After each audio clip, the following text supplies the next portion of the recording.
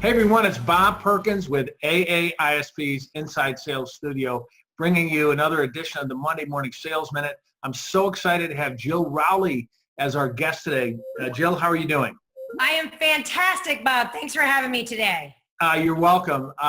Jill is a social selling strategist. She works with a lot of major corporations on their digital transformation, but she's here today to offer a couple of very quick tips on how to improve your social selling ability. So Jill, share with us.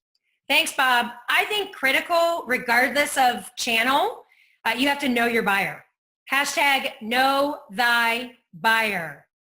And what I mean about that is you have to know thy buyer at a whole number of different levels. At a human level, Bob Perkins, who you are, where you've worked, where you went to university, what skills you have, what your interests and passions are, your relationships, any common connections that we have. So I need to know you at a Bob Perkins level. I need to know you at a buying committee. What role, what stakeholder role do you play in the decision? I need to know you at a company level. I need to understand your company and the priorities of your business and any big major transformations underway. And then I need to know you at an industry level. And Jill, I've even heard someone say, you know, you really got to dig into the person's background to get to know them, that even looking at their picture on LinkedIn helps you assimilate who that person is. Would you agree? Yeah, it's not just who you know, it's what you know about who you know. And you can find that what you know about who you know from social networks like LinkedIn and Twitter. And the advantages of when you do understand your buyer, their persona, what they like and things like that, what does that help salespeople do? It's all about establishing commonality. So what I'm doing as a sales professional, I'm the seller, you're the buyer. I'm trying to close the gap. I'm really trying to get more like you, closer to you, more connected to you. And when I know what you care about, then I can emphasize how I can help you. It's so important to understand thy buyer to be able to help thy buyer. I love what you just said. Know what the person cares about. Today we are inundated with voicemails, phone calls, emails that don't care. They're pushing their agenda on a potential prospect instead of understanding them. Would you agree?